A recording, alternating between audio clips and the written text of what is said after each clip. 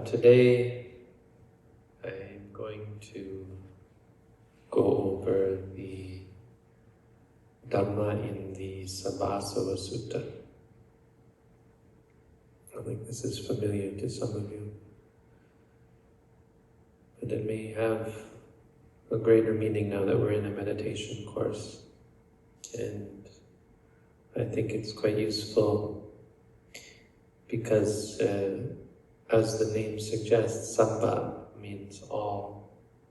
It's sort of a comprehensive practice, or comprehensive instruction.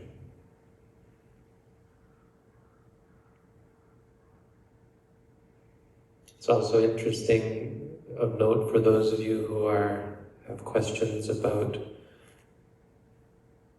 what the Buddha taught on meditation and whether what we're doing here is what the Buddha taught or that sort of thing. We hear the Buddha teaching about other things.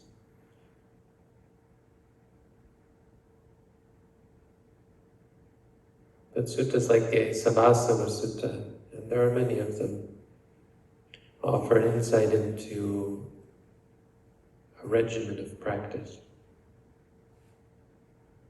rather than describing sort of the rote sequence of events that occur as one practices, going through the jhanas or gaining magical powers that the Buddha talked about.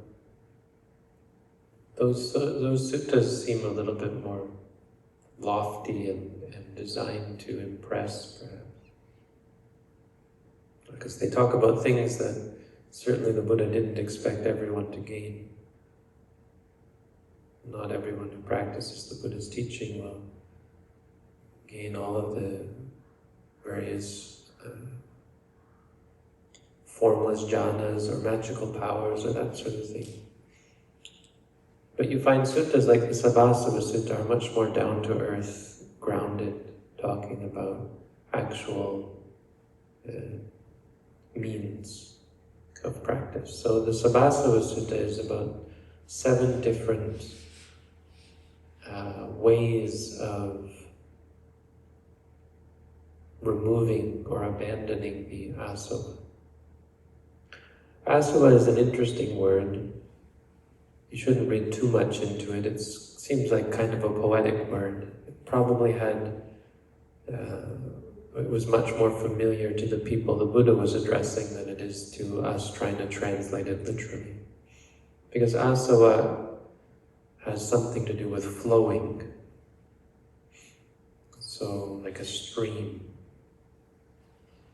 or like a flow.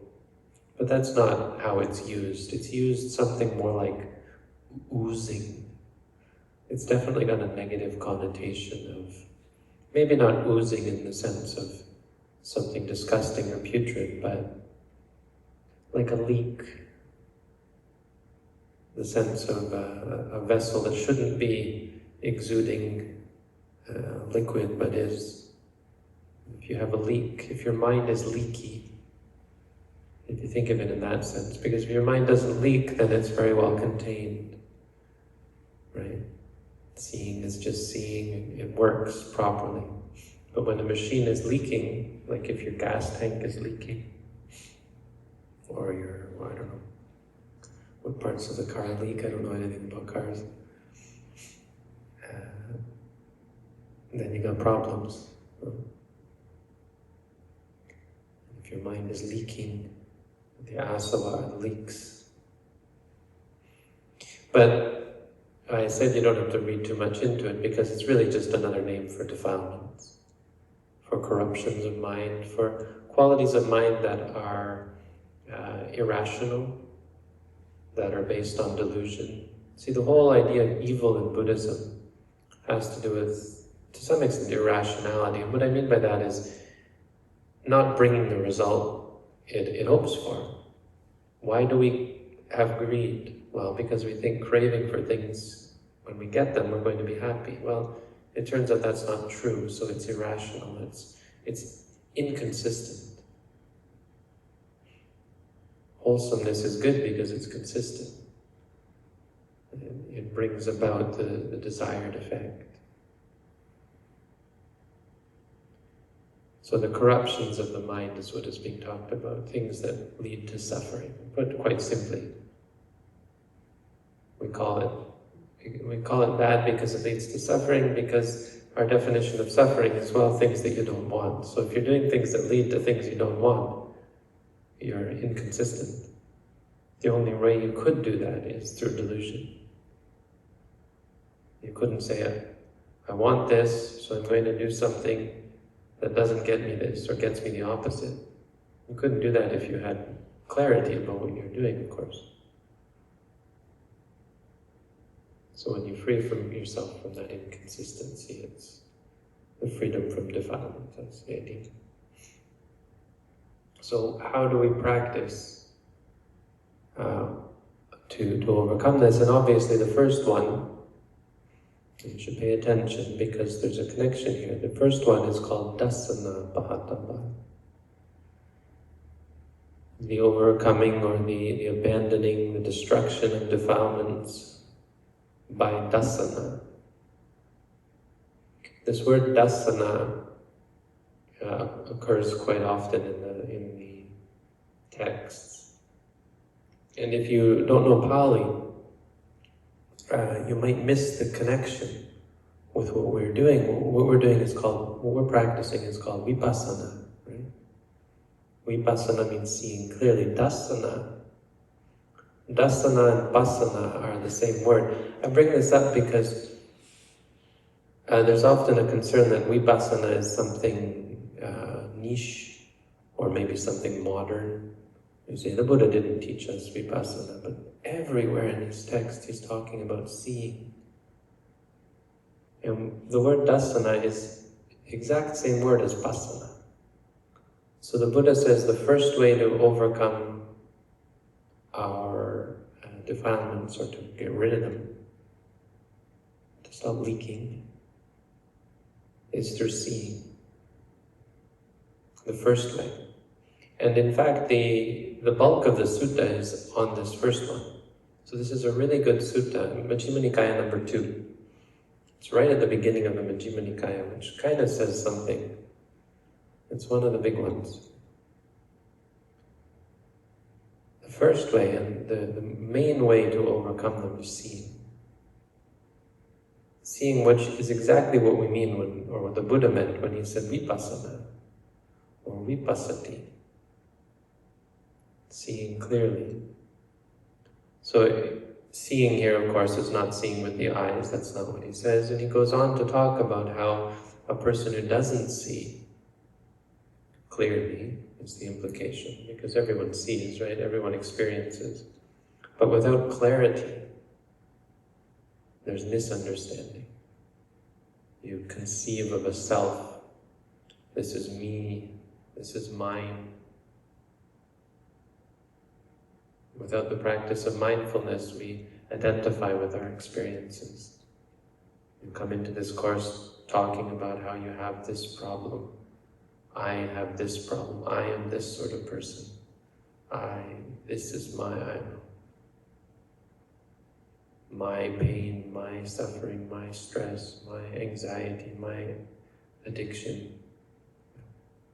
And as you practice day in and day out, you start to see a little more clearly.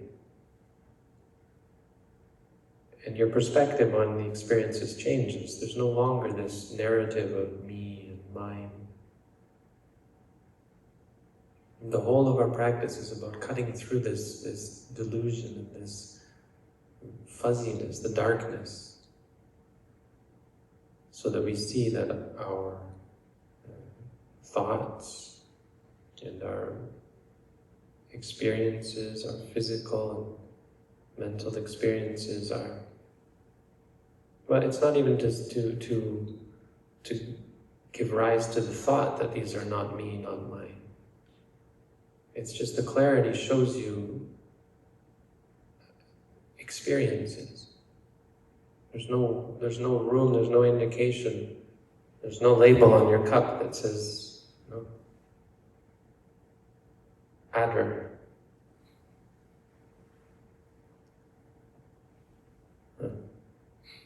That's not a criticism of adder writing on his cup. I tried to write on my cup, but It's a good idea, but there's nothing really in our experiences that indicates self.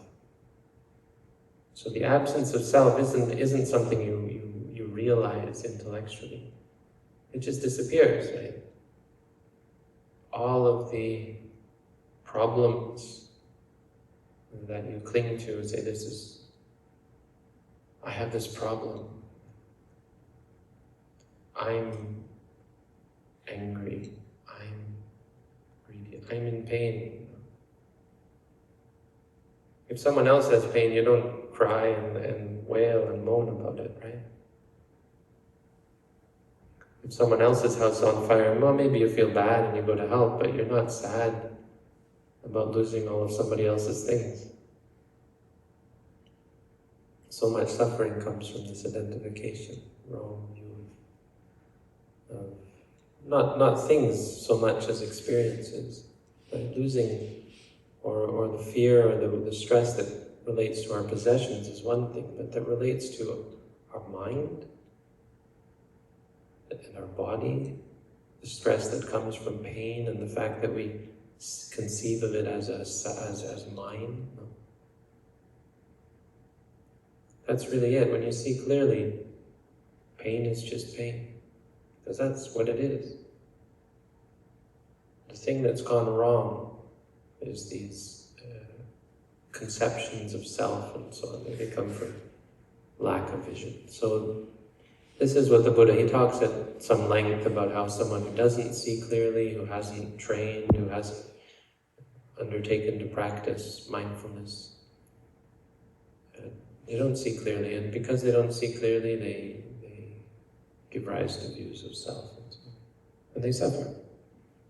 But someone who does see, who practices what we're practicing, this is why we call this practice vipassana. You're not actually practicing vipassana, but we call it vipassana meditation because that's the goal. There are other types of meditation that don't allow you to see clearly in this way. But this one, you start to see more clearly about all of the things inside of you and in the world around you, all of the aspects of experience. And that clarity frees you from the asava. It's like you've stopped up a bunch of leaks and suddenly, I'm whole again. So that's the majority of our practice and really the essence of the practice of mindfulness. The rest of the sutta is quite interesting in that it's practical. So I think it's a good thing to talk about at the beginning because it'll help you with some strategies and some sort of philosophies or outlooks, how you can deal with certain issues that come up in the practice.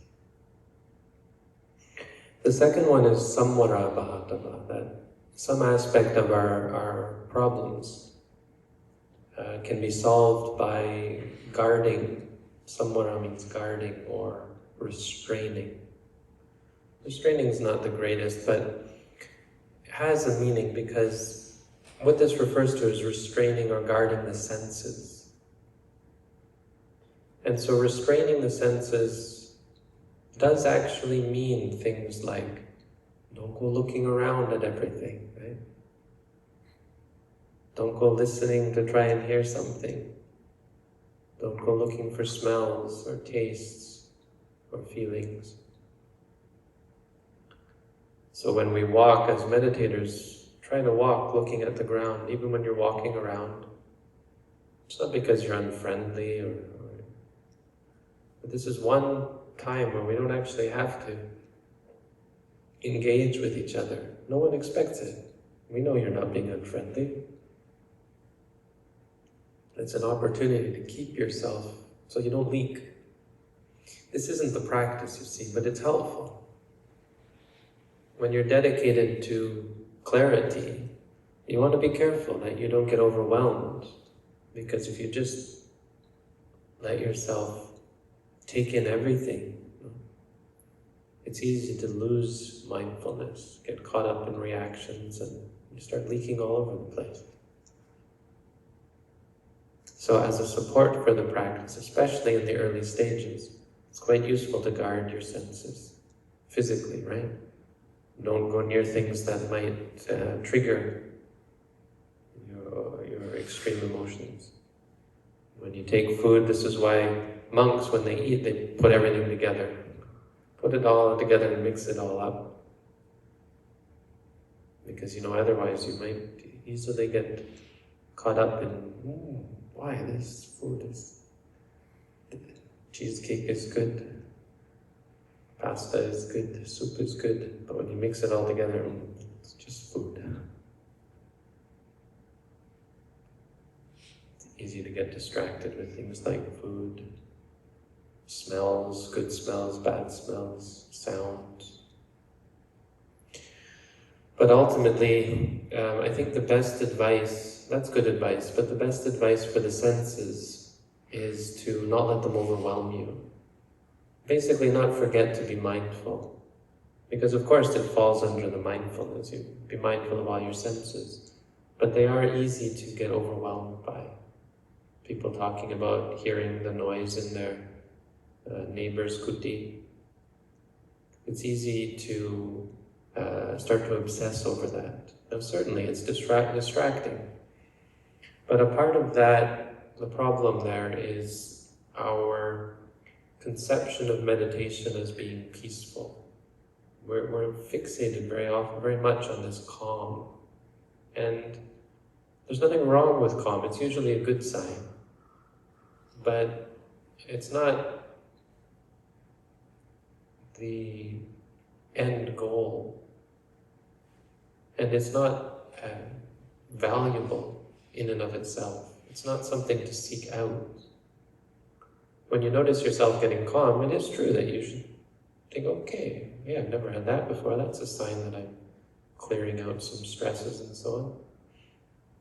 But when you don't feel calm because you're constantly disturbed by things that you have to note, that's not a bad sign. And the problem isn't those distractions. The problem is you think, how can I possibly be calm with all of this going on? You understand that it's not the point. It's easy to get obsessed about such things, right? Obsessed about good things, bad things.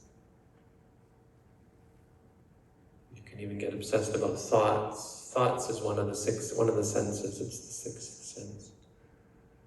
You can get very obsessed about thoughts. Maybe someone said something, maybe I said something, and you're not, just don't agree with it, or you're not sure about it, and you just think it's obsessive. Or maybe one of the other meditators, or maybe you're thinking about something you said in the past, or you did in the past. Right? It's still one of the senses. So the real guarding, the most important guarding, comes through mindfulness. And it's just a reminder that the senses are a part of mindfulness, are an object of mindfulness, and something that you can very easily get overwhelmed by, obsessed by. Don't let them become a problem. Because you'll get into it and you'll think, what am I going to do? I don't know what to do.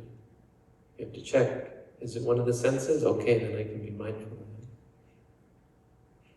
Along with all of your reactions, of course. So that's Samvara Bhavatava. Number 3 is called Patisevana Bhavatava.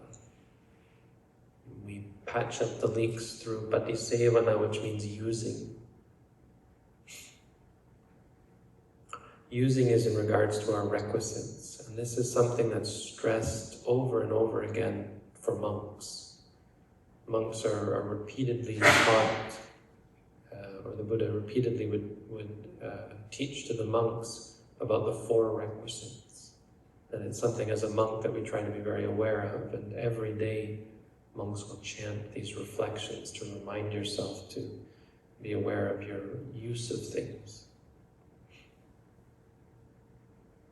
So the 4 requisites are clothing, food, dwelling, and medicine. The idea is, this is a basic idea of the sorts of things that everyone needs. They're the necessities of life. You can extrapolate this to everything that you use, but you can probably see that as during your stay here, there isn't a lot more than that. You don't have cars that you have to drive, you don't have phones that you have to use. You really don't have much more than the 4 requisites. So we have clothing.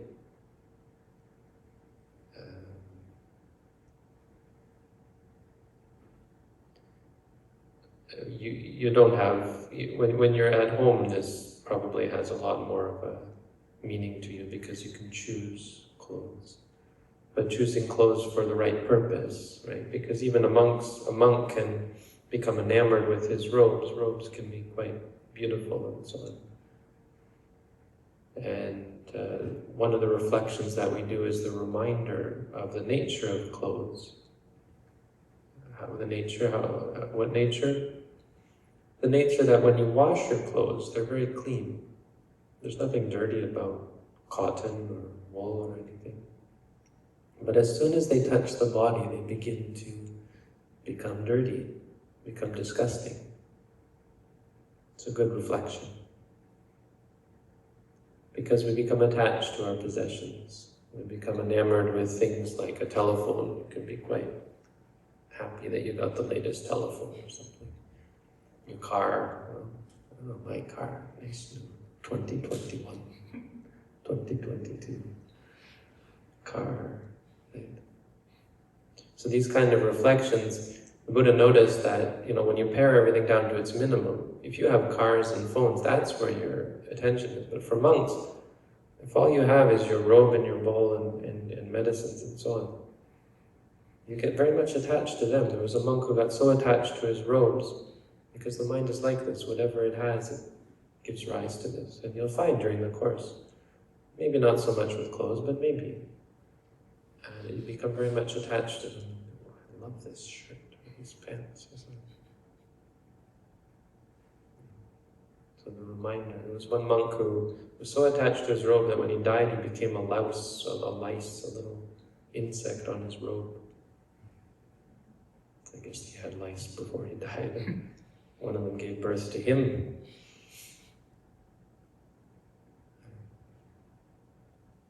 So there you go, a lesson, don't get attached to your clothing. Food is a very common one, probably more easily relatable. The food here is probably you think most people, it's very good, no? We have a dedicated chef who puts lots of love into his cooking. And so the food is very good. And it's very easy to become attached to it. On the other hand, you're not eating a lot. You're only eating in the morning, and so you might become very attached to food that you would normally eat. Maybe you want a cheeseburger, or pizza, or cheesecake. It's very easy to become obsessive about these things. So a reminder of what food is for helps us to see the sort of the craziness of our mind. You might rationalize and think, wow, I'm used to this kind of food or something. I should have food that I'm used to or something like that. And you remind yourself, no. Food is just for living. I don't need to become fat or gain energy, or I don't have to enjoy the food. It's not an entertainment.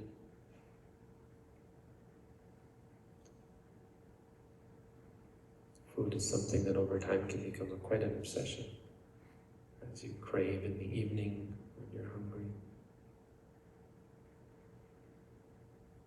Reflecting on food, especially when the food is good, reflecting on what it's for and reflecting on the nature of it as you feel it in your mouth. Your teeth are pulverizing it and coating it with sweat. There's an entire meditation on the repulsiveness of food. And it starts with the going to get food as being, if only I didn't have to go and get food, right? Prepare the food for people who aren't monks. But after preparing the food, preparing it, and you put it on a plate, and then you pick it up with your hand, because in the old days, well, let's say you have your fork, and your fork's already been in your mouth, so you stick your fork in it. And at that point, nobody wants to share it with you because your fork's been in it, right? Because now it's disgusting. So it reminds you, how food becomes disgusting, which is kind of silly because it's not that big of a deal. But then it goes in your mouth. And before it had been in your mouth, someone might say, well, I'll share it with your plate. But once it's in your mouth, you can't take it out and give it to someone else. It's disgusting. And then you chew it up and mash it into a paste, and your tongue pushes against the food and rolls it around and coats it in your cheek cells and tongue cells and saliva. And you got this mush, and then you couldn't pull it out of your mouth and give it to someone. It's revolting at this point. But even then, it's still food. Once it goes down your throat, coating your throat with oil and slime, then it gets to your stomach, and it's cooked in your stomach and dissolved in your stomach and squeezed through your intestines, and then it comes out the other end, and nobody would want to have anything to do with it then. So you reflect on this. I'm not suggesting that you go through all of that, but it's a good reminder for us to notice how we become irrational. This kind of attachment to food is kind of silly. Food, the Buddha said, it should be like medicine. We take the food and our plate is like a medicine pan. So in the old days, they would have herbs, and they would mix the herbs up in a pan for medicine. And he said, your plate, your bowl, it would be a bowl, is like a medicine bowl. And you mix up the medicine and you eat the medicine. Because you have a sickness, and that sickness is hunger. So you have to every day take your medicine. That's how food is. Then shelter or dwelling, our dwelling, this is an important one because this includes our bedding. And you have very comfortable beds, actually, considering, When I first started meditating, back in the old days, I think I maybe made a mistake because I just took whatever they gave me, which is not, it's kind of noble, but it can be noble stupid in a way. Like, they just gave me a very thin, lumpy mat thing. It's like the cheap thing that you get that's like, it's got cotton in it, so it's a mat, but it's lumpy. So some places have no cotton, some places have big lumps of cotton. And then I was given a room with a wooden floor, and so I had to sleep on this mat. And I couldn't sleep. The only way I could sleep was lying on my back, and that's all we had. A pillow, a small pillow as well, and a blanket. But I found out later that some people asked for a second mat or a third mat or so. So I think that would have been... It's not to say that you have to be uncomfortable when you sleep, but having a bed is quite a luxurious thing and can be dangerous if you're not careful, which is why the Buddha said to be careful with things like this. It's very easy to fall prey to the pleasure of lying down. It's something you have to be vigilant about, mindful about. The other aspect of dwelling is the privacy. So in the privacy of your room, you're not accountable to anyone, right? When you're in your room, when you come out, maybe you walk around looking very mindful and you think, oh, everyone sees me being mindful. But then you go back into your room and just throw off the yoke. That's a danger of dwelling as well. So even when you're alone, you have to remind yourself, I'm not doing this for anyone else, this is for me. When I'm alone, I will be as mindful as when there are people watching or when I'm around other people. We have to reflect on this danger in the requisites, including dwelling. And the fourth is medicine, and I think the biggest thing about medicine is the overuse of medicine, especially things like painkillers. It's common in some places for meditators to fall into using painkillers to get rid of headaches and backaches or whatever kind of ache. No. So it's not that you shouldn't use medicine, of course not. Medicine has a purpose and you use it for that purpose. Just don't become addicted to it. Painkillers should be used sparingly when it's just overwhelming. With the idea that, for pain especially, eventually you can try to bear with it. So medicine is something to be aware of, we need it, but it's very easy to become dependent on it and sort of knee-jerk reactionary, taking medicine as a means of solving your problems.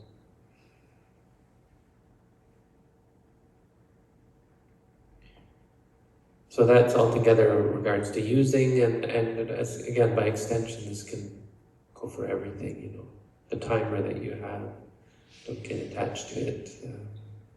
Everything in your life, all of your possessions, when you leave, and it comes to cars and so on. But the next one is adivasana bhatava. Adivasana, vasana means dwelling. Adi means on. Well, what it means is bearing with. Adivasana is another word for patience. And this is an important outlook, important reminder for us that one aspect of our freedom from defilement, of our patching up the leaks in the mind, is patience and bearing with experiences. It's unfamiliar to us most of the time. We're not taught to bear with our experiences. We're taught solutions to our problems, right? So the Buddha said, what sort of things should we bear with? We should bear with insect bites. We should bear with cold. We should bear with heat. We should bear with hunger and thirst. We should bear with anything that is not a true danger to our physical or mental well-being. So you're not going to die from an ant bite, right? And you're not going to die from hunger. We do have food every day. Or thirst. The cold will not kill you, the heat will not kill you. We're so used to finding a solution. When it's cold, turn up the heat. When it's hot, find the shade. Go for a swim. But this is a new perspective on things, to try and bear with unpleasantness. And of course, the most important is pain. And the Buddha said in this sutta something that is an answer to a question that we often get. How much pain should you endure? The Buddha said, you should endure pain, even pain that feels like it might kill you. I don't know if he meant to say that even if it's going to kill you, but there wouldn't be any surprise if he did, because if you can get to the point where you are patient even to something that will kill you, something that is deadly, then you have come to the point where you're free from any attachment. It's a very powerful state. You have to judge for yourself whether that's a good thing, but I don't actually think that's what he meant here. It means pain that is just unbearable, excruciating. That it feels like you're going to die. Because you don't, I think, die from pain. But there really is no limit to how much pain you can endure and still follow the Buddha's teaching. That's really the point. And for the most part, our pain isn't a problem. It falls into this category of things that we're used to trying to fix, but don't actually hinder our practice, and in fact become a very important part of our practice. Important part of our shift of perspective from seeing things like pain as a problem to seeing things like pain as an experience. So a reminder to us to be patient and to bear with these things that probably, even though you started to meditate, you found it hard to bear with and tend to avoid. So I'm not saying that you can't turn on the heat or so on, but and you can move, no. But keep in mind that a part of the practice, it's going to help you if you can be patient. Think of it like that. Try and see the value in being a little more patient than you might normally be. Adivasana. How many is that? Let's see. Dasana, Samara, Patisevana, Adivasana. The next one is Parivajana. Parivajana is in contrast to Adivasana. Parivajana means avoid.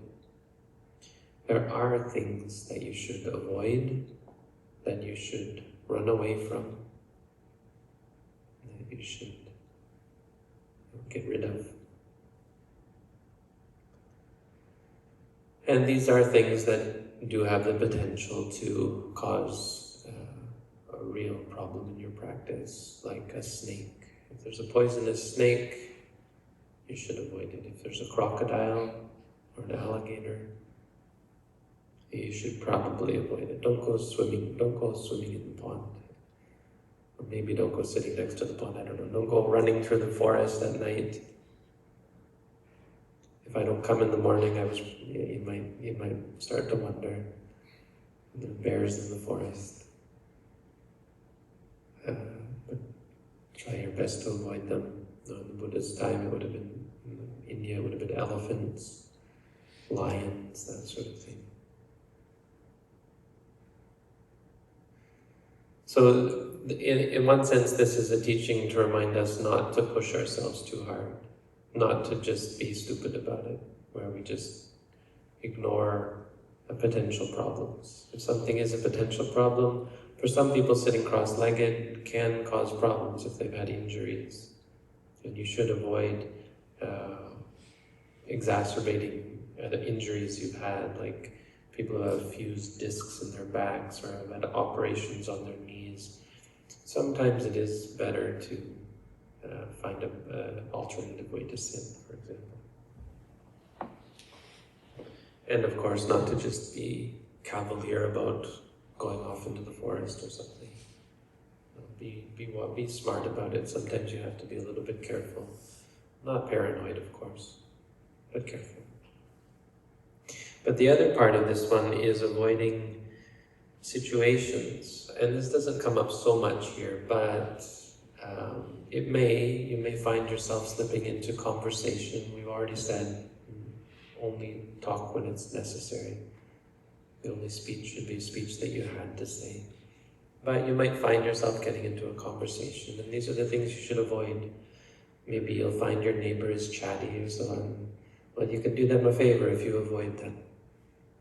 Outside of here, of course, it would be things like avoiding people who are drunks or gamblers or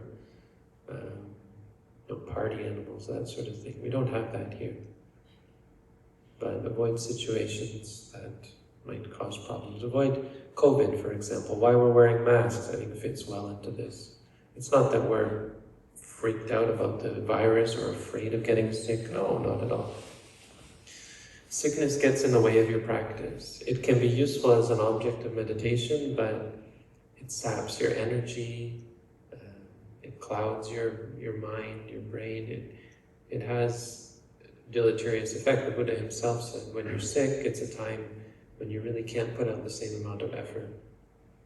You can become enlightened through sickness. It can be a good object of meditation, but for a course like this, the requirements that are put on you, if you got sick, when people do get sick during the course, it impacts their practice. So that's a good example of how we try to be vigilant in terms of protecting our practice. Not paranoid, not afraid by any means. Don't be afraid of getting sick. Crying out loud. It's just an experience, right? But you thinking wisely, we try and avoid it. You do what is reasonable to avoid it. But don't be afraid.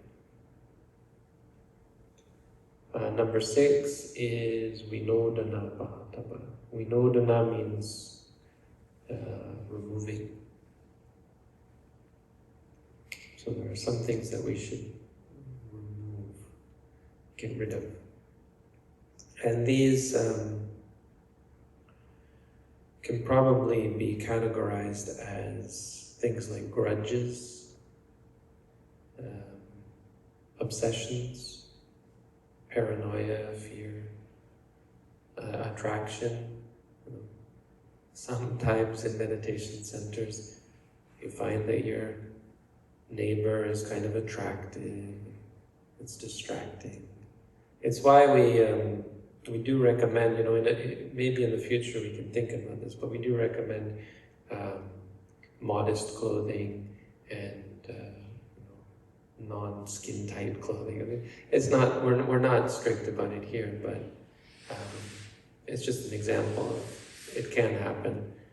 But here the point is that when you do experience that, that your job is to get rid of it, to remind yourself, no, because sometimes mindfulness is, it needs a reminder. You have to remind yourself, okay, no, I'm going in this direction, being mindful. Because it'll get way beyond being mindful and you start to obsess and start to think, get very much attached. Attraction, repulsion. But I talked about this in the senses, right? It's the same idea. Get rid of your unwholesome thoughts, basically. Of anger, grudges you might hold against people. Maybe your neighbor's annoying and it starts to build up, and suddenly you have to remind yourself. Sometimes you have to send good thoughts to them and say, may they be happy, to help counteract the anger and allow you to be mindful. It's a supportive thing. Mostly be hyper-aware of your hindrances. Because if you let something else slip that you didn't note, well, it's going to be it's not good. But the worst is when you let the hindrances slip. Liking, disliking, drowsiness, distraction, doubt. When they slip, they fester, and this is the asava. You start to leak and the cracks get bigger. Before you know, you've got a problem. So be vigilant about these kind of thoughts that become a train of thought that gets you distracted away from the practice. That's vinodana. Number 7 is called bhavana. If you know this word bhavana, you've probably heard it before, many of you. Bhavana literally means development. Bhava is existence, but bhavana is becoming more. That's literally what it means. So it's the development, mental development, explicitly. Becoming more than you are, bettering of yourself. So what is it that we are to cultivate? We're to cultivate these 7 things that are called the bojjhangas. I mentioned them yesterday, I think. The bojjhangas are 7 things that they're called the factors of enlightenment. They're like things that constitute the enlightened state of mind. So if we can cultivate them properly, we become enlightened. Simple. And this is where I said sati is one that's special. So sati is the base of the bojjhangas. And so here's another example if you were unsure of whether mindfulness is really what you should be practicing. It's the first and central of the 7 factors of enlightenment. So it's definitely central. It's special. The Buddha himself said in the suttas, out of the 7, sati is the one that you always need. Because the other 6, you have 3 on one side and 3 on the other side, and they have to balance each other. The 7 bojjhangas are sati, which is mindfulness or remembrance. Vidya, which means effort, Dhammavichaya, which means not exactly investigation, but the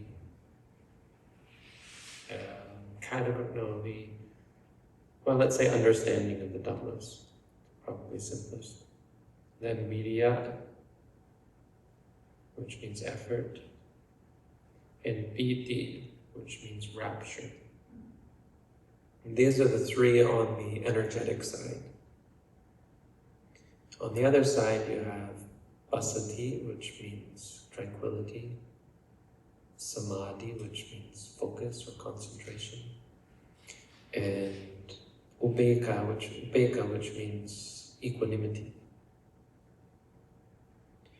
6 very good qualities, no? But they have to balance each other. And so sometimes you'll find you're restless and overly energetic. So knowing about these bojjhangas will help you see that you're deficient. It really is what it's useful for, because you can't manually go around tweaking these things. Okay, pull this one up and push this one down and balance them. You use mindfulness to balance them, right? It's the balancing quality. But in order to realize the imbalance, it's useful to know about these 7 qualities, the other qualities, right? Because you can see, oh yes, I have very little effort, very little energy. So then you can note that you're tired or so. Dhammavichaya is it's almost investigation, but it's more like the mind which understands good things, bad things. It's able to discriminate in a sense. So this quality of awareness and really understanding the experiences. If that's lacking, right? If you don't have this clear awareness, then you can see that you need to adjust that. You can say you're distracted, or if the mind is dull, you can say dull, or if you're tired again, it would be, the mind is dull or unwieldy or so.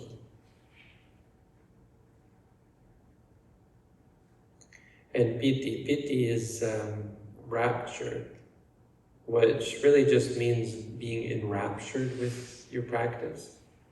So Piti is this, like getting in a groove.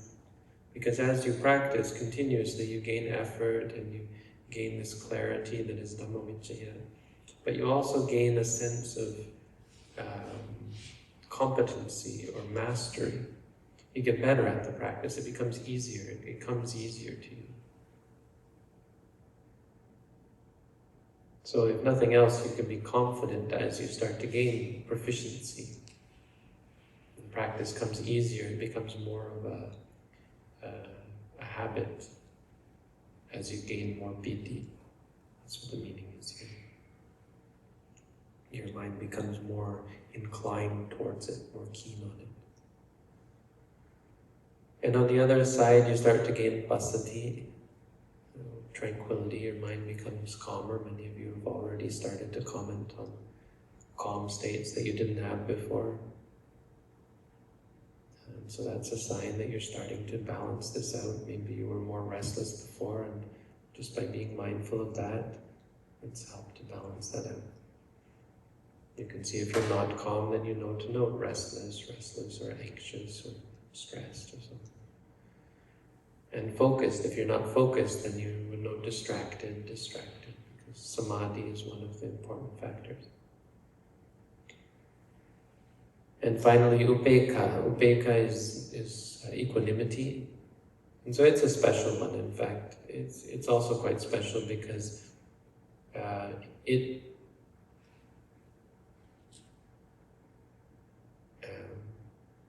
stands in opposition to all of our judgments and reactions, right? Likes and dislikes. You know you're close to enlightenment when you no longer react to things. You no longer judge things. You no longer become upset by bad things or excited about good things. where you're no longer pushed and pulled and stressed about what you do or don't have, what you do or don't experience. That's upekkha. Upekkha is at the top. All of these, all 7 of these are great qualities. But again, you don't go tweaking any one of them. You learn about them, and it's useful to know, get a sense of where you're at. And probably, for those of you just starting out, you have a sense, oh no, I don't have many of these at all. But don't be discouraged. Using mindfulness, you'll start to grow these. You'll start to see them crop up. It's a great miracle in a way about this practice, is that you see results. Maybe not the results you expected, maybe not what you hoped for, but you start to see. You start to see real effect. You're less reactionary. You're more equanimous. You're more focused. You're more wise. You have greater clarity in mind. It's a slow process, but it's a steady process. And that's what it means to cultivate. You cultivate these things. And that is the Sabbasava Sutta. That is one of the best comprehensive teachings that I know of that the Buddha taught. That really gives you a complete idea of how a meditation training should go. So that's the Dhamma for today. Something more that I hope is useful for you during this course. Thank you. Have a good day. See you tomorrow.